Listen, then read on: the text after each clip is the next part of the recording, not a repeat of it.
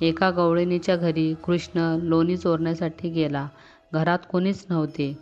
कृष्ण तो लोण्याचा घडा घेऊन खात असताना ती गवळण आली आणि तिने कृष्णाला पकडले. म्हणू लागली की तू लोणी का चोरून खातो आहेस? तेव्हा कृष्ण म्हणाला, मी कुठे लोणी चोरले आहे?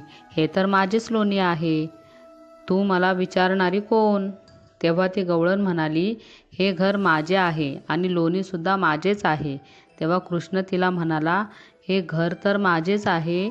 केवळ हेच नव्हे तर प्रत्येक घर माझेच आहे. तू म्हणतेस की हे तुझे घर आहे. अगं, आपले शरीर आपले नाही तर घर आपले कसे होईल? तेव्हा ती गवळण विचार करू लागली. ऐसे बोले चक्रपाणी, गोपी विचार करी मनी. कृष्ण बोलिला सत्यवाणी, नाशवंत सर्वही. जे जे दिसते ते